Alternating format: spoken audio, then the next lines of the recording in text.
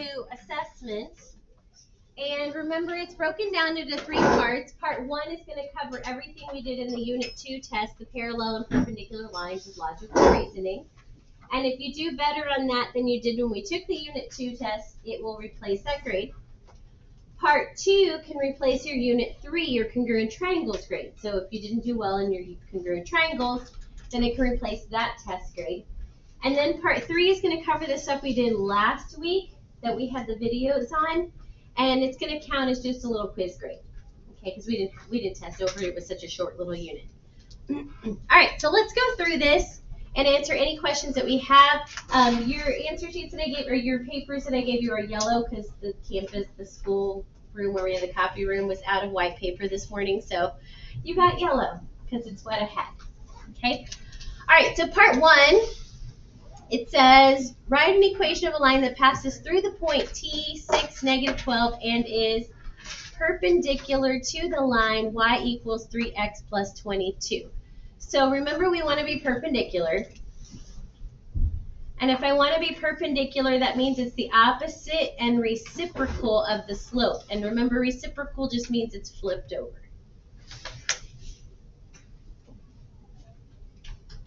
And then if I look at my equation over here, this is y equals mx plus b. We don't care about the b part. That plus 22, that doesn't matter to me, not at all. All I care about is that my m equals 3. I want the perpendicular m. So I want it to be opposite and flipped over. So if this is a positive 3, it's going to be negative. And if it's 3, that's like 3 over 1. So I'm going to flip it over and make it 1 over 3. Okay, then I'm going to use my point slope formula. My point slope formula is y minus y1, and then my equals m times x minus x1, close parentheses. Okay, the y and the x, we're going to leave there. Y minus, leave a space for y1, equals the m, leave a space for it, parentheses x minus, leave a space for x1. Okay, we just found our m. Our m, the perpendicular slope, is -1/3. So that just goes in and replaces the m. Okay, now where my y1 and my x1 come from, that comes from the point that I have to go through. Okay, so that's going to be my x1 and my y1. The x goes over here with x, and the -12, the y goes with y. And if it's a -12, when I do minus the -12, that's really going to turn into plus 12. So that is an equation that is perpendicular to this equation. It's going to hit this line at a 90-degree angle, and it's also going to go through the point 6, -12. Okay? Now, I want to write an equation of a line that passes through that same point, but this time is parallel. Okay, so this time I want to be parallel to that same line. Okay, it's still the same line. So parallel means I have the same slope. I still have y equals mx plus b. I don't care about the y-intercept. That 22 means nothing to me. I just care that the slope is 3, and my parallel slope is the exact same thing. Okay, so I'm going to do the same thing. I'm going to use the same formula. I'm not going to write the y1 or the m or the x1 so that I can fill them in. This time, my m is going to be a parallel slope of 3. And I'm still going to go through this same point. So my x is still going to be replaced with a 6. And my y1 is still going to be replaced with a -12, which is going to turn into a positive 12. So super important to note that your x kind of looks like it changes signs when it's in the formula, and your y looks like it changes signs when it's in the formula. And see, these two equations look like they're the same. They would intersect at the exact same point. These both go through 6, -12. One is perpendicular to the original line I was given, and the other one is parallel to the original line I was given. Questions on 1? All right, let's go look at 2. What is the slope of the line that passes through the given points? To find slope, remember we do y2 minus y1. We find the difference in our y's over the difference in our x's, x2 minus x1. Okay? So, on the first one, my second y is 3 minus my first y is 9. Then my second x is negative 5 minus my first x is a negative 2, so that turns into plus 2. 3 minus 9 is negative 6. Negative 5 plus 2 is negative 3. What happens when I do negative over negative? It turns into a positive, so 6 over 3 is positive 2. That's my slope of 2 over 1. 2 over 1. The next one, okay, my second y is 3 minus my first y is negative 8, so that turns into plus 8. My second x is 2 minus my first x is also 2. 3 plus 8 is 11 over 2 minus 2 is 0. Is that 0 or undefined? Undefined. But if you're not sure, you can always type it in your calculator, 11 divided by 0, and your calculator will reassure you. That is for sure undefined. So if you forget, use your calculator to help you.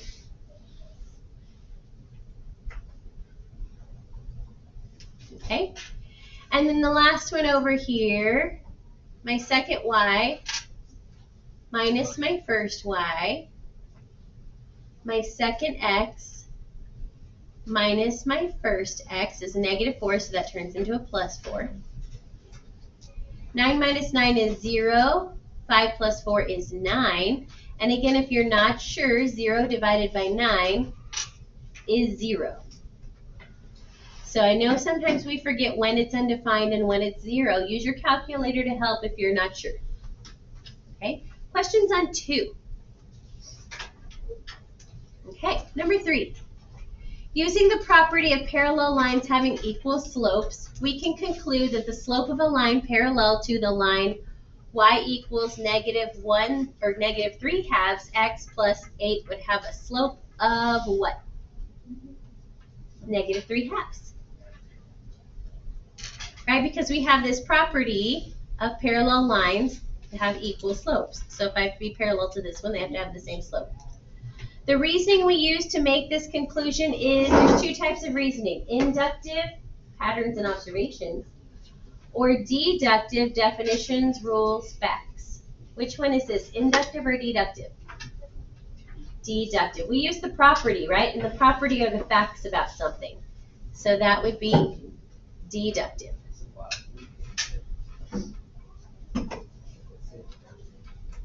Okay, looking at this pattern, the next shape would be what? It'd be what? Oh, the shape? Yeah. Oh, yeah. It'd be an arrow. What direction? Up. Right. Right. Down. Right. Up. Right. Down. Right. Up.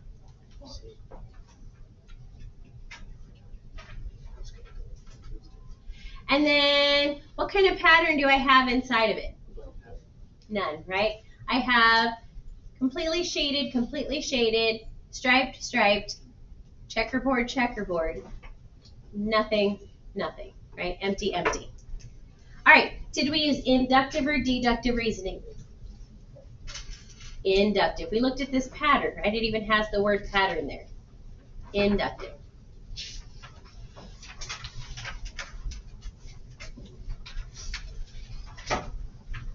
Number 4. Write the following sentence as a conditional statement. A quadrilateral with 4 right angles is a rectangle. So remember, we're going to start with if to make it conditional. We're looking at a quadrilateral that has 4 right angles. Okay, and that means it's a rectangle. So I can say if a quadrilateral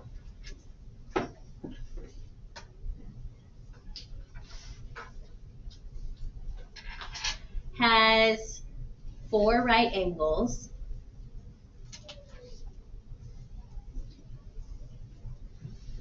then what?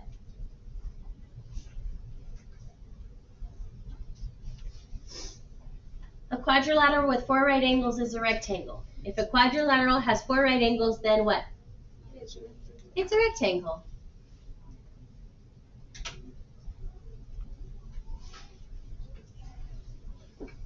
Okay, so we just took the definition of a rectangle and we turned it into a conditional statement. Now we're going to take that and we're going to write the converse, the inverse, and the contrapositive of it.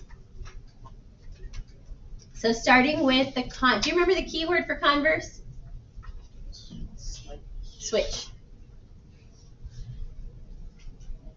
So I'm still going to start with if, but I'm going to switch. I'm going to use the conclusion first. I can't say if it is a rectangle. What is it? What are we talking about? What shape? If a quadrilateral is a rectangle,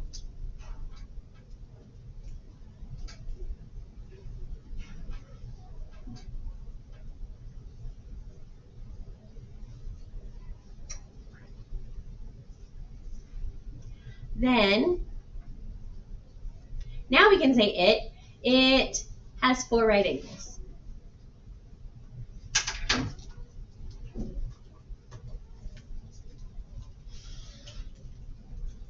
Okay. Do we remember the key word for inverse? Not. So I'm going to stay in the same order. I'm going to start with the hypothesis that a quadrilateral has 4 right angles. Where can I put a not in there to make sense? If a quadrilateral does not or doesn't have 4 right angles. I'm going to abbreviate because quadrilateral is a lot.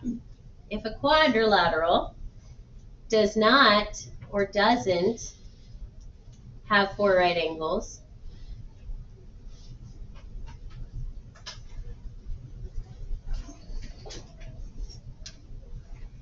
then it what?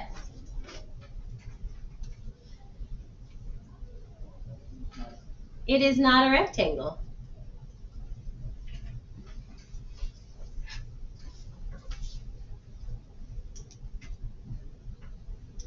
And keyword for contrapositive?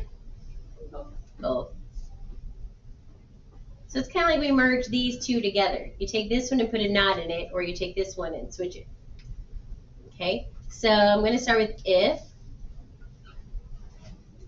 And I'm going to start with my conclusion piece with the not in it. So if I can't say it's not, I have to say the quadrilateral. So if a quadrilateral, I'm going to abbreviate quadrilateral, is not a rectangle,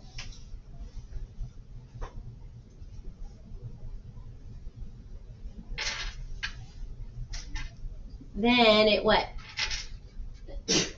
Bless you. I already have, no, they're all quadrilateral. It's a quadrilateral. It doesn't have 4 right angles.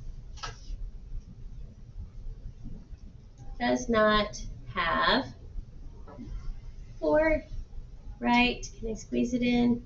Angles. I made it work.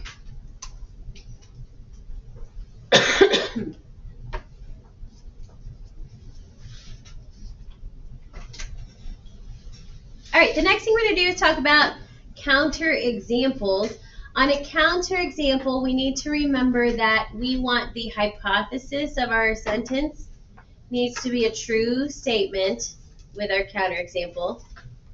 But we need to show that the conclusion, I should do that in orange to match the rest of my notes. The conclusion can be false. That's what a counter example is. Okay? So it's proving the sentence wrong by starting with the correct, we're starting with the correct hypothesis, but we're getting a different conclusion. Okay? So I need a polygon to have 4 congruent sides. I need this hypothesis to be true. But I need to show that that does not necessarily mean it has to be a square. I need to draw something that has 4 congruent sides, but is not a square. Any ideas? What could I draw? No. A rhombus, right? You can either draw it looking like a diamond, like it's standing up, or you can draw it looking like a parallelogram. As long as the 4 sides, these two are exactly the same, and then these two are exactly the same.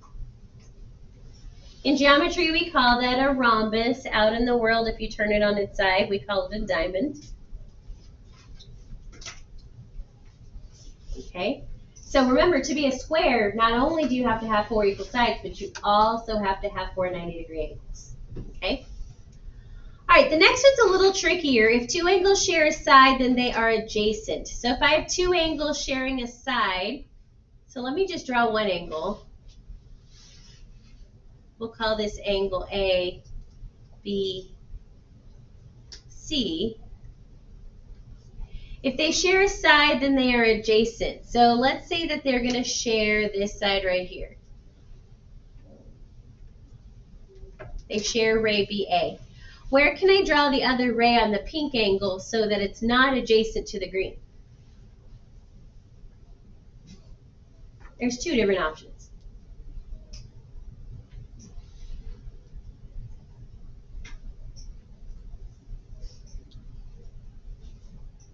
There's only one thing I could say that wouldn't work.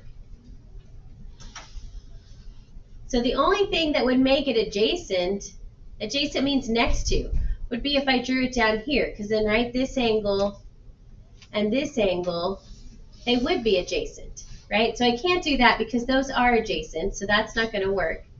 So my other ray can't go outside this green angle below it.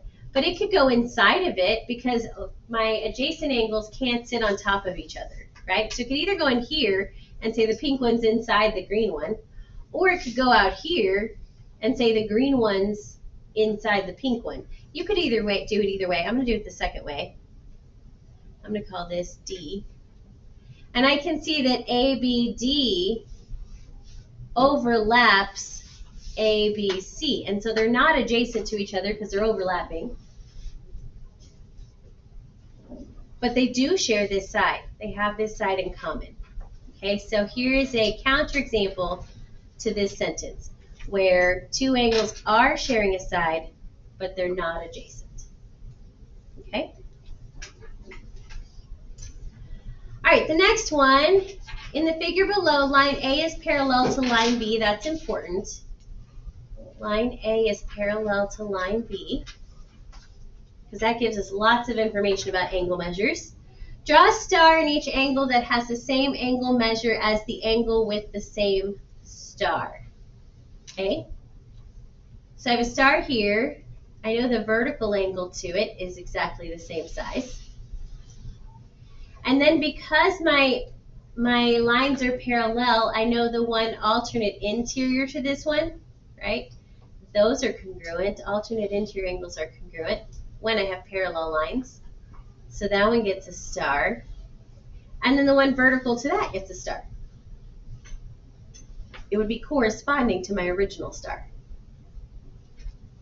So all 4 of those angles are the exact same size. Then we're going to do the same thing with the smiley face. So I have a smile here. The vertical angle to it is equal to it. The alternate interior one over here is equal to it. And the vertical one, or the corresponding one we could say, is equal to it. So all my smiley faces are equal. All my stars are equal. But this is what happens if I add a star plus a smiley face. What do I get? 180 degrees. Everywhere I have a star and a smiley face, you can see they make a linear pair, right? These 2 make this line. These 2 make this line. Okay, linear pairs. All right, so now let's look at 8. Given line A is parallel to line B, that's important to note. A is parallel to B. So then, just like up here, we know all those smiley face angles are equal and all those star angles are equal. Okay? The measure of angle 2 is 6x minus 10, so I'm working with this angle, which if I look up here, that angle in that spot had a star on it. That's going to help me decide if these are equal to each other or if they are equal to 180 when I add them. And then angle 7 is down here. So if I look back up here where angle 7 was, angle 7 is the smiley face. So are these two angles equal to each other? No, they're supplementary, right? When I add them together, they're going to equal 180. So the measure of angle 2 plus the measure of angle 7 should add up to 180 because I have a star plus a smiley face. They're always going to add up to 180. 2 is 6x minus 10 plus angle 7 is 11x plus 20 equals 180. Combine my like terms. 6x plus 11x gives me what?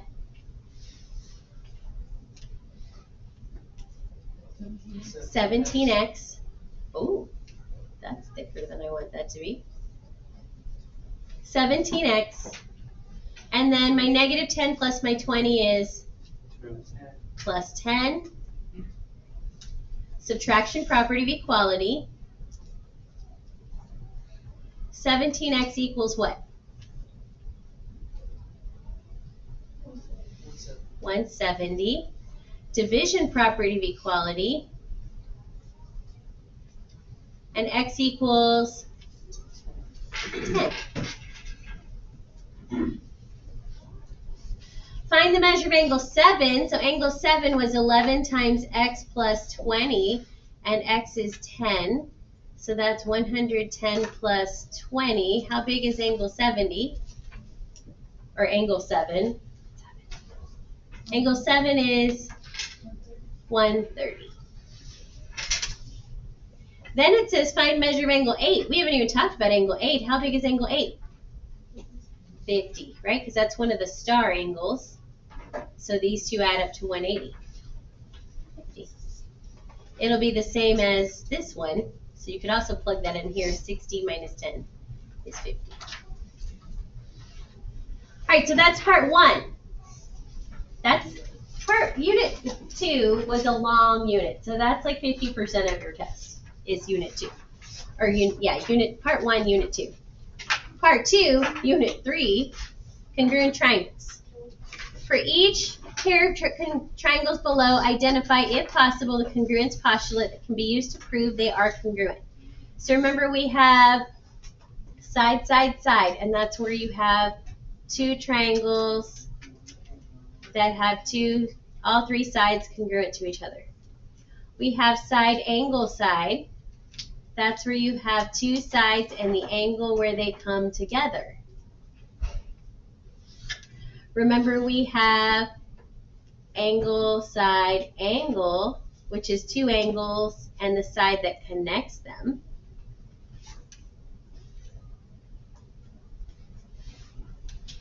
And we have angle, angle, side, which is two angles and a side that does not connect them.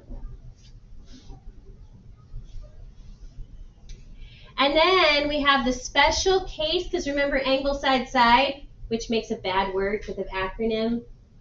And we say we never trust the booty. Unless it's the right booty. If you have a right angle and it's angle, side, side, then we don't call it angle, side, side, because we don't want to write down S. We say HL. Oops, let me do it in green.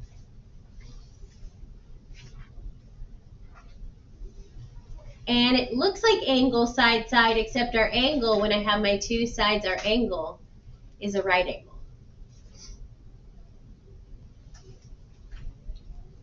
Okay?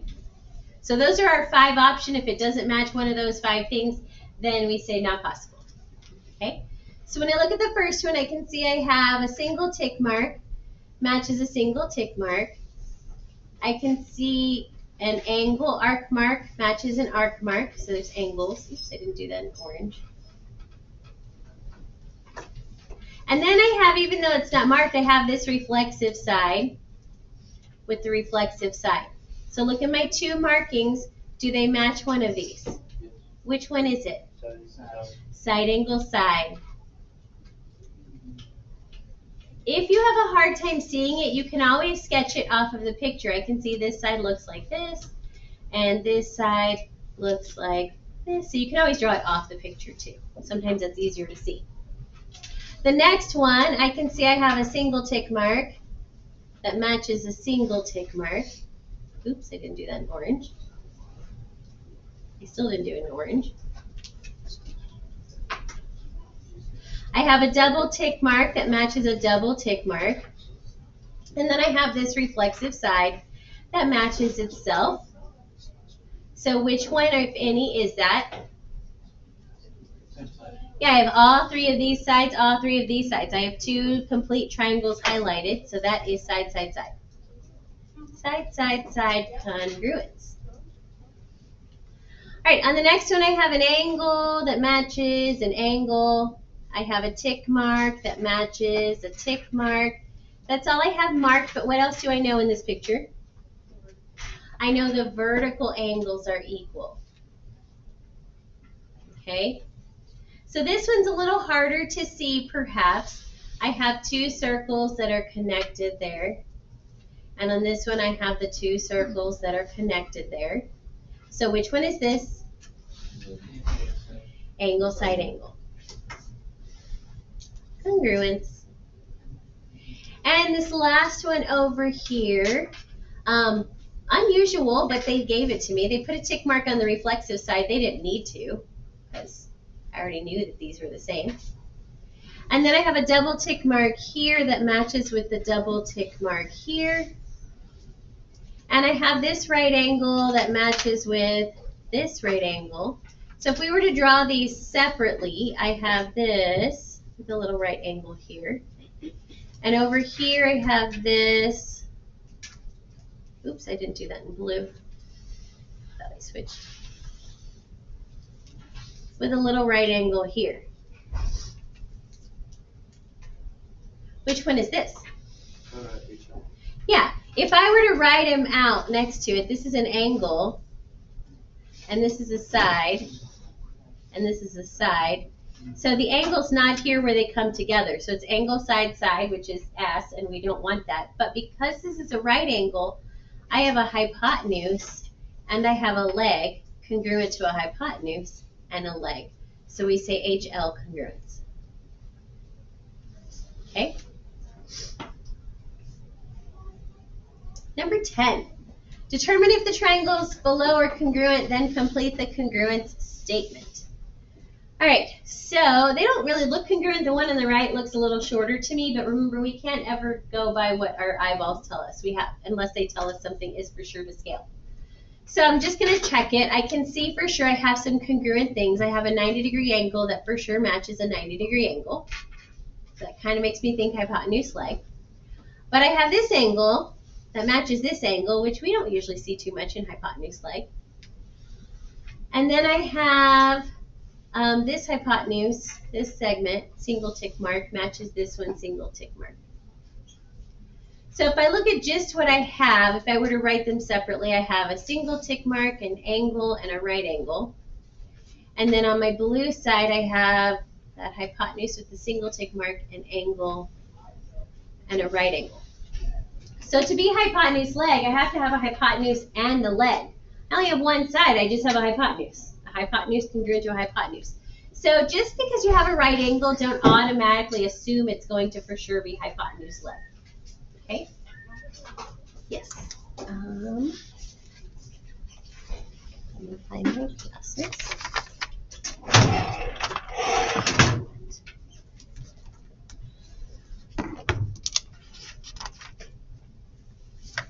Oh, here we go. Right pass. And we're in F219. All right, so since it's not going to be hypotenuse leg, I don't care that these are 90-degree angles. That's unimportant to me. At this point, they're just two congruent angles.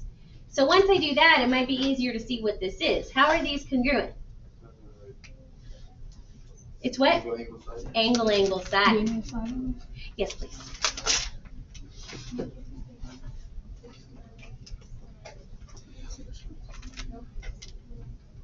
There you go. You're welcome. All right, so now I just have to finish this part. Remember, order is what? Important. What's important? Order. Order is what? Important. What's important? Order. Order. Okay, so if I started at the first triangle at F, I started at the right angle. Where do I have to start in the next triangle? I have to start at the right angle. And then from F, I went to E. So I went up to that unmarked angle. So from I, I'm going to go to the unmarked angle H. And then from E, I went down to the arc marked angle G. So I'm going to go to the arc marked angle G. I, H, G. Questions on 10? Okay, number 11, we're going to use the fact that that order is important, but with this right here. Okay, so I can sketch a picture if I want to. I don't really have to, but I can. I don't know what shape these triangles are. I'm just going to make them look the same since it says they're congruent. I don't know if it's acute, right, obtuse, whatever. A has to match with X, so where A is, I'm going to put X there. B has to match with Y, so where B is, I'm going to put a Y there. And C has to match with Z, so where C is, I'm going to put a Z there. And then I'm going to fill in. A is 20. If A is 20, what else is 20? X. Angle B is 32. If angle B is 32, what else is 32? Y. What is the measure of angle D? Oh no, let's find it. What do these three angles add up to? 180. I've already used 20 and 32, so I've used 52. How many degrees are left for angle Z? One what? 28. So I didn't draw my picture to scale. That angle Z should be really obtuse, but it's not, and that's okay. It just means I didn't draw it to scale. I still found the angle. Okay. Speaking of not to scale, if they tell me, they take the time to put in bold that something's not to scale, I really need to trust that it's not to scale, right? So problems 12 and 13, they specifically said, hey, these might not be to scale. Classify the triangle below by its angle. So when I look at this, I go, oh, that's acute for sure. But, bless you, it might not be to scale. So I'm still going to find that third angle just to make sure that all three angles are acute. Because to be acute, all three have to be less than 90. I know for sure I can immediately go, well, this is definitely not equiangular, right? Because they'd all have to be 60s. And they're not, okay? But I'm just going to find out what this third angle is to for sure know that it's acute. To do that, I know these three angles should add up to 180. So I'm going to take my 58 plus my 32 to see how many degrees I've already used. That's 10, carry the 1. Oh, I've used 90 degrees out of 180 degrees. How big is that last angle? It doesn't look like a right angle, but it sure is one. Which means this triangle is a right triangle. It doesn't look like one, but it is one. The next one says, classify the triangle below by its sides. And it's real tempting to go, oh, well, it's a 90-degree angle. It's a right angle. If you do that, though, you're for sure going to get this wrong. Why is this not a right angle? I mean, a right triangle. It's by its sides. Huh? It's by its sides. By its sides. Classify by its sides. If I'm classifying by this here, I'm classifying it by its angle. There are only 3 ways to classify by sides. So if I need to give you an A, B, C, and D option, I'm going to have to pull from the previous list to give you that D option. Does that make sense? So look for the one that's an angle and immediately eliminate that one, because that one ain't right. Okay? So then we just have to decide, do I have no congruent sides, 2 congruent sides, or all 3 sides congruent? 3, 4, and 5. This triangle is what? Scalene, right? Ooh, that's That's not the color I want. This triangle is scalene. All three sides are different lengths. So yes, it is a right triangle, but it asks me to classify it by its sides. Okay. Number 14, find each indicated angle. So we're looking at this exterior angle, and we learned that the exterior angle is equal to the sum of the remote, oops, that's not an R, remote, oops, interior, remote. I don't know why it went up there. Went on a long ride. Interior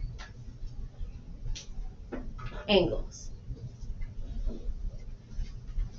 Okay, so the remote interior angles are the ones, remember your remote control allows you to work the TV from far away from it, not right, you don't have to get up right next to the TV. So remember, the remote angles are the angles that are not adjacent to that exterior angle, so not this one right next to it. So if I add these two together, that's going to give me that question mark. So my question mark equals how much? 105. So that exterior angle is 105 degrees. Over here, same thing, except this time they gave me my exterior angles. When I add these two together that are not next to it, my question mark plus that 50 is going to equal the 115. So how big is my question mark? 65.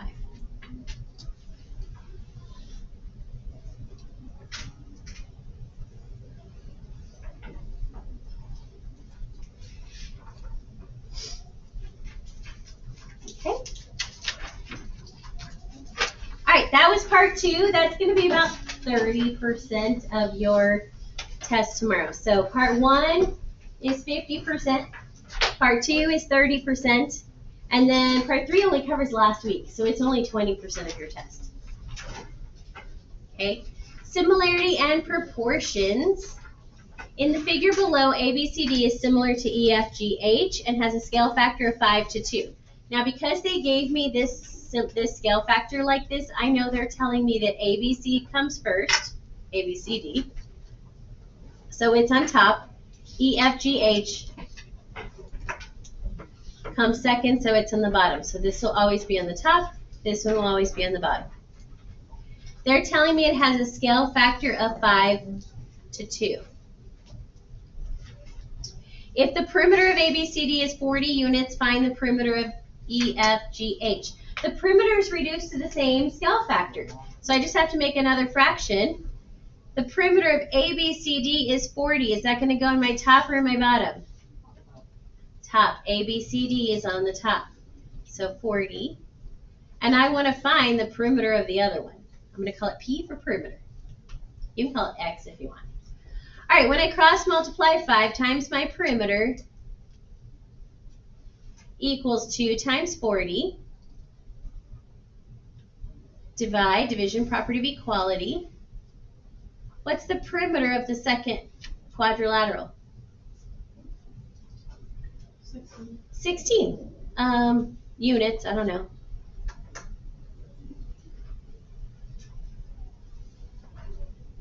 Whatever my units are. Okay. All right, the next one, number 16, write a proportion to find the distance across the cloud. This is one, when we got to problems like this inside the notes, there was a big section in the middle of the note page, kind of like 2/3 the way down maybe, and it said, easy error to make. Don't make this error. Here's a tip to not make this error. And we said the triangle proportionality theorem only works for the non-parallel sides. And if you're dealing with parallel sides, you have to separate your triangles. For some reason, everybody misses this problem because you don't pay attention to that mistake. Okay?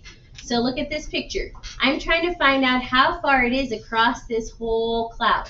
So I'm trying to find this distance here. That's a parallel side. Which means I can't just set up a proportion like x to 7, 8 to 16. I have to think of this, if I'm dealing with a parallel side, I have to think of this as two separate triangles. And I have to look at the whole triangle. So if I were to look at this whole triangle right here, this whole thing, let's see if it'll let me drag it to the right. Oh, it's gonna make me drag the whole thing. Okay.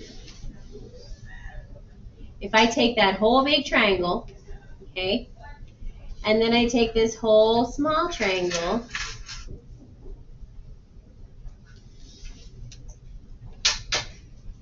I have to compare the sides of the whole triangles. Okay, remember this was my parallel side. It's 7. The side of that triangle is 16. What's the side of this triangle?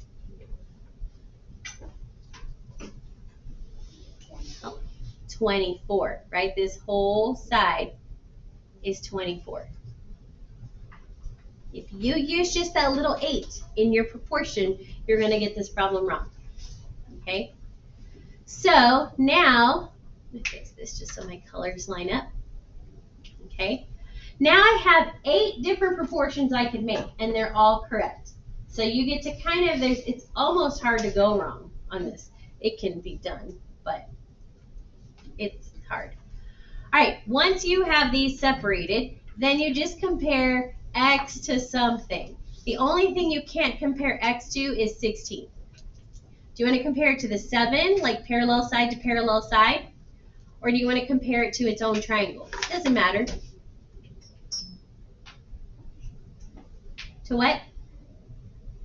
Let's just do it to the parallel side, to 7. I didn't hear anything. That's going to equal, if I do x compared with the 7, then I'm going to do 24 compared with the 16. Hint, hint, wink, wink, nudge, nudge, important information. On the test tomorrow, this problem may not ask you to actually find x. It might just ask you which of the following proportions would allow you to find x. There's 8 different proportions you could have written. So odds are you didn't write the same one that's the correct answer.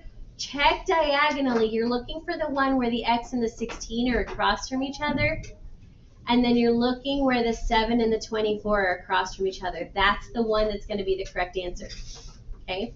Because we only have a couple minutes left, so I want to make sure we talk about this last one. Okay? Oh, shoot, we're not going to get to 18. I'm going to put this in Schoology, so you'll have the answers. Okay? Number 17, but please don't rustle around because I'm recording this lesson. So they're all going to hear you wrestling. They're not going to hear me trying to teach. Okay? All right, so I'm going to try to do this one real quick, or at least introduce it. Which theorem or postulate, if any, can be used to prove that triangles are similar?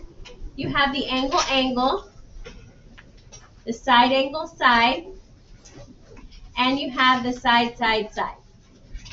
When I look at this one, I can see that I have an angle here that would match with the angle here. Those are the only 2 angles I'd have would be those verticals. All right, so I only have 1 angle. So that means then I have to compare the sides. If I look at the sides that come out of the angle, I have a 78 and a 169. So I'm going to look at the small and the large. My small is 78. My large is 169. Put the small and large together. All right, so then we do the same thing on this one. We are going to look at the sides that come out of that angle. One is small, the other is large. So the small side, the 24, goes under the small side, the 78. And the large side, the 52, goes under the large side, the 169. Then we just need to check to see if these reduce to the same fraction. So 78 divided by 24 is 13/4. And 169 divided by 52 is also 13/4. So they are equal. So I can say, yes, these two are similar by side, angle, side similarity. On my second example, I can see I have an angle with a double arc that matches with an angle with a double arc. And then it's not marked, but I know my vertical angles are also going to be equal to each other. Excuse me. So I have two angles, two blue angles, two orange angles. This is going to be a yes by angle-angle similarity.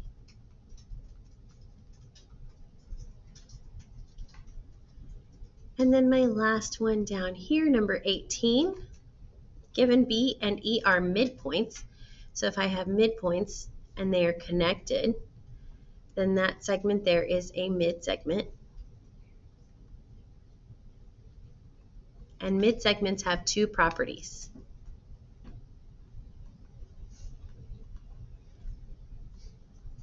One, they're parallel to the opposite side.